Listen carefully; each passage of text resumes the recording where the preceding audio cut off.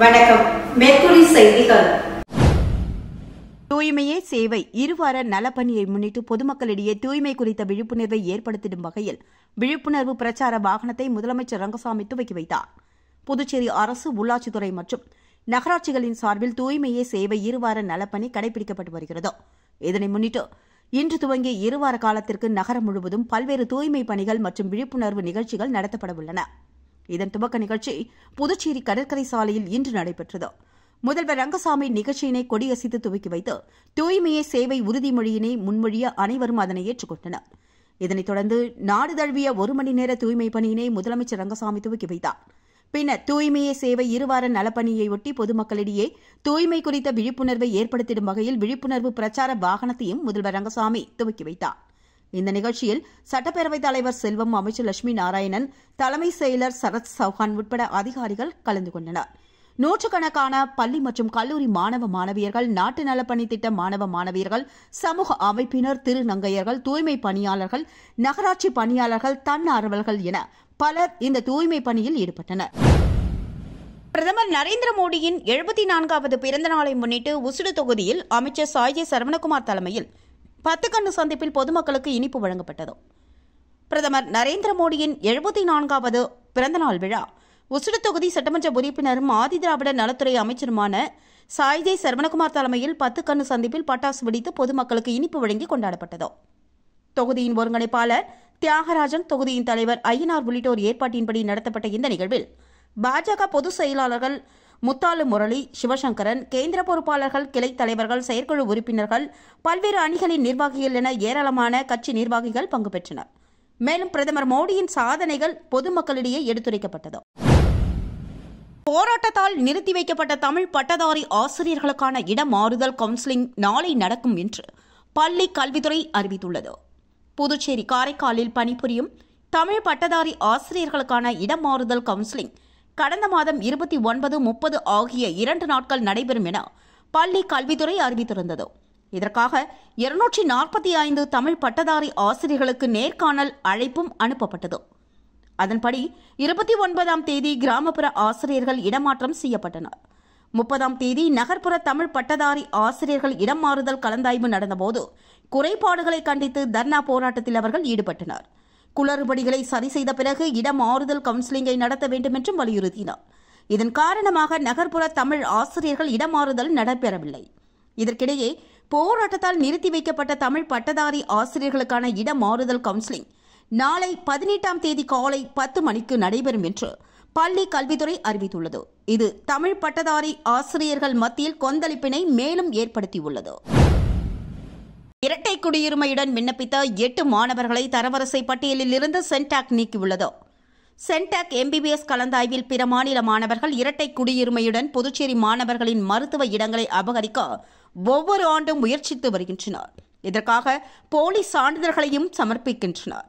இந்த ஆண்டும் இரட்டை குடியுரிமை பிரச்சினை வெடித்தது. அதையடுத்து சுகாதாரத்துறை சென்டாக் மாணவர்களின் சான்றிதழ்களை ஆய்வு செய்து வந்தது. இதில் 8 மாணவர்கள் போலி சான்றிதழ்களுடன், அதாவது இரட்டை குடியுரிமையுடன் புதுச்சேரியிலும் விண்ணப்பித்துள்ளது அம்பலமானது. அம்மாணவர்களை தரவரிசை பட்டியலிலிருந்து நீக்கிட சுகாதாரத்துறை சென்டாக்கிற்கு பரிந்துரை கடிதம் அனுப்பியது.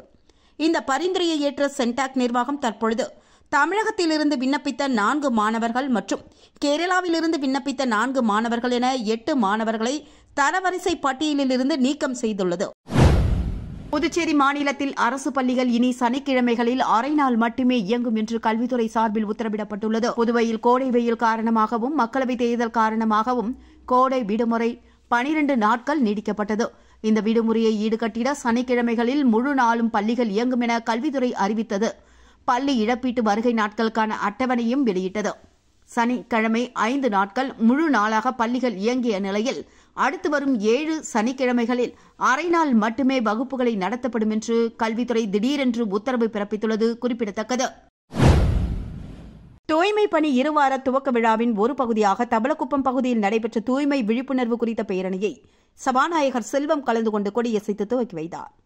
பிரதமர் நரேந்திர மோடி பிறந்த நாளை முன்னிட்டு புதுச்சேரி அரசு உள்ளாட்சித்துறை மற்றும் அரியாங்குப்பம் கொம்யூன் பஞ்சாயத்து சார்பில் தூய்மை இந்தியா திட்டத்தின் கீழ் தூய்மை பணி இருவார துவக்க நிகழ்ச்சி இன்று தபலக்குப்பம் பகுதியில் துவங்கியது.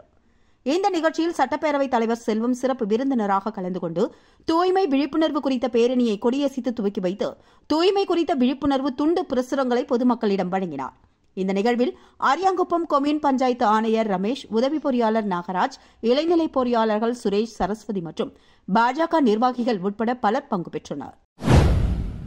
புதுச்சேரி மாநிலத்தில் சட்டம் ஒழுங்கை சீர்குலைக்கும் வகையில் பந்த் அறிவித்துள்ள இந்தியா கூட்டணியினரை முன்னெச்சரிக்கை நடவடிக்கையாக கைது செய்ய வேண்டும் என்றும் முதுநிலை காவல் கண்காணிப்பாளரிடம் அதிமுக மாநில செயலாளர் அன்பழகன் புகார் மனு ஒன்றை அளித்துள்ளார். இது தொடர்பாக அதிமுக மாநில செயலாளர் அன்பழகன் தலைமையில் அக்கட்சியினர் முதுநிலை காவல் கண்காணிப்பாளரை நேரில் சந்தித்து புகார் மனு அளித்துள்ளனர். அந்த மனுவில் மின்கட்டண உயர்வை திரும்பப் பெற வலியுறுத்தி இந்தியா கூட்டணி கட்சியினர் நாளை பந்த் போராட்டம் அறிவித்துள்ளனர். புதுச்சேரியில் நாளை இந்தியா கூட்டணி கட்சியினர் பந்த் போராட்டம் அறிவித்துள்ள நிலையில் சட்டம் ஒழுங்கை சீர்குலைக்கும் வகையில் அந்நாளை பந்த் நடைபெறவுள்ளதால் முன்கூட்டியே இந்தியா கூட்டணியினரை கைது செய்ய வேண்டும் என்று குறிப்பிடப்பட்டுள்ளது. இதனையடுத்து செய்தியாளர்கள் மத்தியில் பேசிய அன்பழகன், மலிவு விளம்பரத்திற்காகவும் மாநிலத்தில் சட்டம் ஒழுங்கை சீர்குலைக்கும் வகையிலும் பொதுமக்களுக்கு இடையூறு ஏற்படுத்தும் வகையிலும் பந்த் போராட்டத்தில் ஈடுபடவுள்ள இந்தியா கூட்டணி கட்சியினரை முன்னெச்சரிக்கையாக முன்கூட்டியே கைது செய்ய வேண்டும் என்று வலியுறுத்தினார். பள்ளி கல்லூரிகள் உள்ளதோ, பேருந்துகள் இயங்குமா என அரசு மக்களுக்கு விளக்கம் அளிக்காமல் மௌனம் காப்பது பாஜக திமுகவின் கள்ள கூட்டணியை உறுதிப்படுத்தியுள்ளது என்று கூறிய அன்பழகன், மத்திய அரசின் புதிய குற்றவியல் சட்டங்களை மதிக்காமல் ஆட்சியாளர்களின் உத்தரவோடு இந்தியா கூட்டணியின் பந்த் போராட்டம் தொடர்பாக எந்தவொரு நடவடிக்கையும் எடுக்காமல் காவல்துறை இருப்பது மத்திய அரசை அவமதிக்கும் செயல் என்று குற்றம் சாட்டியுள்ளார். புதுவையில் உயர்த்தப்பட்ட மின்கட்டணத்தை திரும்பப் பெறும் வரை மக்களுக்கு பாதிப்பு இல்லாமல் அறவழியில் அதிமுக சார்பில் தொடர் போராட்டத்தை முன்னெடுக்கும் என்றும் மாநில செயலாளர் அன்பழகன் கூறியுள்ளார். மணக்குள விநாயகர் பொறியியல் கல்லூரியில் நடைபெற்ற பொறியாளர் தின விழாவில் சிறந்த செயல் திட்டங்களை சமர்ப்பித்த மாணவர்களுக்கு பரிசு மற்றும் சான்றிதழ் வழங்கப்பட்டது. மதகடிப்பட்டு மணக்குள விநாயகர் பொறியியல் கல்லூரியில் 25வது வெள்ளி விழா ஆண்டை முன்னிட்டு பொறியாளர் தினம் இனோவேட்டர்ஸ் தின விழாவாக நடைபெற்றது. மணக்குள விநாயகர் கல்விக் குழுமத்தின் தலைவர் தனசேகரன் தலைமையில் நடைபெற்ற இவ்விழாவில் செயலாளர் டாக்டர் நாராயணசாமி கேசவன், பொருளாளர் ராஜராஜன், கல்லூரி இயக்குநர் வெங்கடாஜலபதி உள்ளிட்டோர் முன்னிலை வகித்தனர். சென்னை டெக் மகேந்திரா நிறுவன மனிதவள இணை மேலாளர் அருண் கலந்து கொண்டு சிறந்த செயல் திட்டங்களை சமர்ப்பித்த மாணவர்களுக்கு பரிசு மற்றும் சான்றிதழ் வழங்கி பாராட்டினார். தேசிய அளவிலான இந்த போட்டிகளில் 50க்கும் மேற்பட்ட பொறியியல் கல்லூரியைச் சேர்ந்த மாணவர்களின் 550க்கும் மேற்பட்ட செயல் திட்டங்களை சமர்ப்பிக்கப்பட்டது. சிறந்த செயல் திட்டங்களை சமர்ப்பித்து வெற்றி பெற்ற மாணவர்களுக்கு 1 லட்சம் ரூபாய் பகிர்ந்தளிக்கப்பட்டது. இதில் அனைத்து டீன்கள், துறை தலைவர்கள், பேராசிரியர்கள் உட்பட பலர் கலந்து கொண்டு சிறப்பித்தனர்.